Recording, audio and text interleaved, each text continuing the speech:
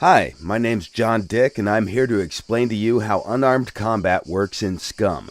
Without further ado, let's get started. The unarmed combat in brawling has 4 different skill levels of expertise that the players can reach, starting from no skill level up to advanced skill level. However, the character's skill is just one of many things that are taken into consideration when combat begins. The other important factors are the player's ability to control his character during the combat and the physical condition of his character. Now that you know the basics, let's take a look at how the combat system works in other modern survival games.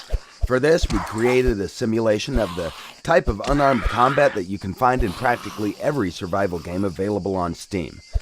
From what you can see here, the character is constrained at the hip, but you can tilt their upper body and throw random punches toward your opponent. The camera is locked behind the character. It doesn't provide the player with a good overview of the situation, and most of the time it's really hard to tell where the punch will land. Obviously, this is a very basic implementation, and we could have done it the same in Scum, but we wanted to make something different. So, what exactly did we do in Scum to make things better?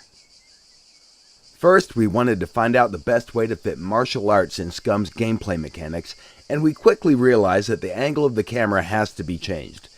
The free camera view not only provides players with a better overview of the situation, it also helps when you have to engage multiple opponents at the same time. The game also provides a first-person perspective camera for the combat mode, and everything works well there too. Once you enter combat, you'll be able to perform different moves and attacks. For example, you can try to circle around your opponent and control the fight from a distance. During the combat, you can defend yourself or attack. From defensive moves, you can use block or dodge, and from the attacks, you can choose kicks, punches, and combo moves. A dodge is used when you want to outmaneuver your opponent and then strike back in a counterattack with a different combination of punches and kicks. With the left mouse button, you can perform punches. With the right mouse button, you can do kicks. Combos are performed by pressing a combination of keys, followed by left or right mouse button, depending on whether you want a punching or kicking combo. The skill level of your character will define types of moves your character will use during the combat. So, for example, he might do a simple jab or a cross. Or, if he's more skillful, then he can step in, close the distance, and use a more powerful punch. Combos are special attack combinations that inflict more damage than a normal punch or kick, but they also drain stamina at a faster rate. The best way to use a combo is against a dodge or a block, and if you perform the combo successfully, you'll increase the chance for a knockout.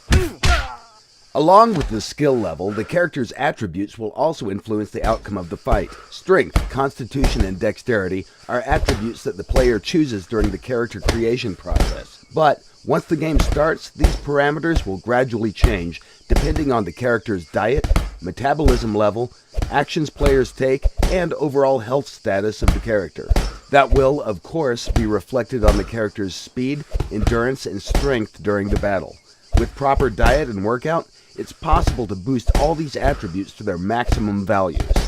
The only exception is the intelligence attribute, which will stay the same or drop down if, for example, a character gets shot in the head.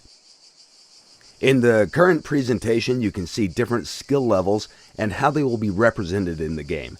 Our plan is to make different sets of animations for each skill level to allow players to visually recognize the skill levels of their foes. This is still a work in progress, and it will not be included in the early access version of the game. Everything that your character carries in the game will have an impact on how you will perform in the combat. Heavy gear will make your moves slow and sluggish, and it will drain your stamina more quickly. It's recommended that you drop excessive weight before you enter a fight. The combat skill can be effectively used against other players, NPCs, and it can be used against animals too. Although we do not recommend you attack bigger and more dangerous animals unless, of course, you're sure that you can beat them or outrun them.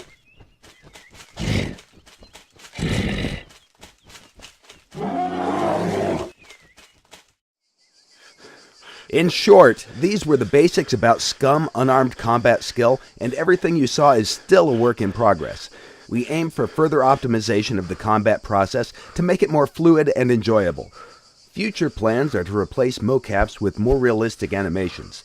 to make hit reactions for blocks, and because our system is modular, once everything is set up, we plan to include other martial arts as additional combat skills that players will be able to choose. We hope you have enjoyed this presentation, and if you want to find out more about Scum, be sure to follow us on Facebook, Twitter, or our dev blog on scumgame.com.